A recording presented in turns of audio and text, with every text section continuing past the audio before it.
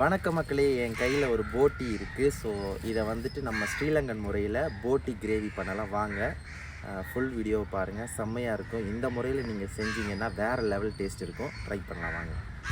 வாங்க ஃப்ரெண்ட்ஸ், போட்டியை சுத்தம் பண்ணிடலாம். நான் எப்போ யூடியூப் வீடியோ எடுத்தாலும், நான் எதனா குக் பண்ணாலும் கண்டிப்பாக எங்கள் பாட்டியோட ஹெல்ப்பு 100% இருக்கும்.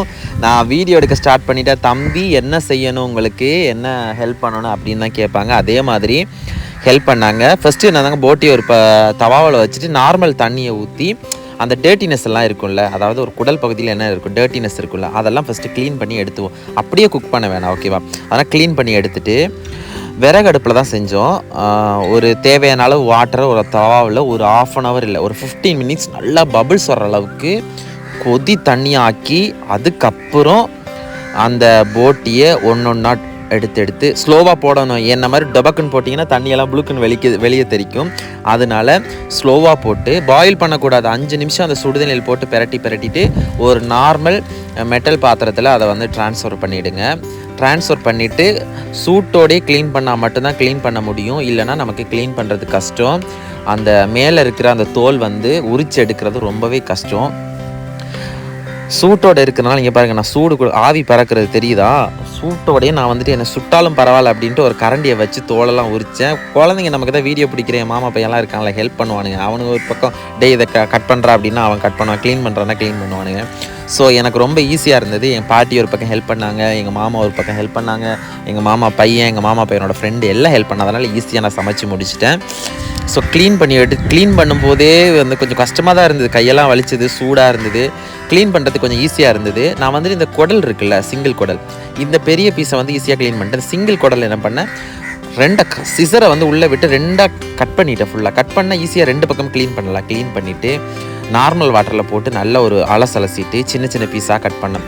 முழுசாக போட்டு கழுவலான்னு பார்த்தா மாமா சொன்னார், சின்ன பீஸாக கட் பண்ணிட்டா தான் எனக்கு க்ளீன் பண்ணுறதுக்கு ஈஸியாக இருக்கும்னா. அப்புறம் சின்ன பீஸாக நாங்கள் 2 பேரும் சிசர் வச்சு கட் பண்ணிட்டோம். கட் பண்ணிவிட்டு ஒரு நார்மல் தண்ணியில் வந்துட்டு போட்டி எல்லாத்தையும் போட்டு கொஞ்சம் மஞ்சப்பொடி போட்டு அலசினா தான் கவுச்சி எல்லாமே போகும்.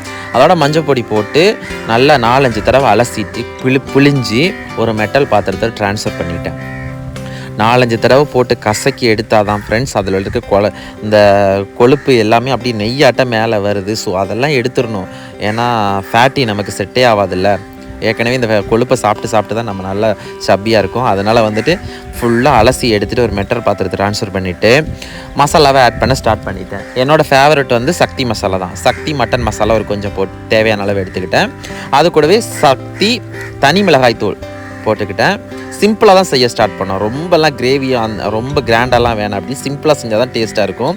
கொஞ்சம் சால்ட்டு போட்டுட்டு ஒரு 1/2 hour நல்லா மசாலாவை மிக்ஸ் பண்ணிவிட்டு 1/2 hour அப்படியே அதில் கொஞ்சம் தண்ணி ஊறும். அந்த தண்ணியிலே அப்படியே வந்துட்டு என்ன பண்ணும், மிக்ஸ் ஆகி ஊறி அந்த மசாலா நல்லா பிடிக்கும். அதுக்கப்புறம் தவா வச்சுட்டு நல்லெண்ணெயை கொஞ்சம் ஊற்றிட்டு பட்டை, இலை, பெரிய சீரகம், ஏலக்காய், கிராம்பு, கசகசா, பச்சை மிளகாய், கறிவேப்பிலை எல்லாத்தையும் போட்டு ஒரு வதக்கி ஒரு 4 பெரிய வெங்காயத்தை முழுசாக கட் பண்ணி அப்படியே சின்ன பீஸ் ஆக்கி எண்ணெயில் போட்டு வதக்கிட்டு அது கூடவே இஞ்சி பூண்டு பேஸ்ட் ஆட் பண்ணி, தக்காளி எல்லாம் எதுவுமே ஆட் பண்ண கிடையாது, நல்லா வதக்கிட்டு அதுக்கப்புறம் இந்த 1/2 hour ஊறின இந்த போட்டி வித் மசாலாவை போட்டு நல்ல ஒரு கிண்டிட்டு தண்ணி எதுவுமே ஆட் பண்ணக்கூடாது ஃப்ரெண்ட்ஸ். தண்ணி எதுவுமே ஆட் பண்ணாதீங்க. அப்படி நல்லா கிளறி விட்டுட்டு க்ளோஸ் பண்ணி வச்சா அந்த போட்டியில் இருக்கிற தண்ணியிலே அது பாயில் ஆகி வரணும். அப்போ தான் உங்களுக்கு கிரேவி ஃபார்ம் ஆகும்.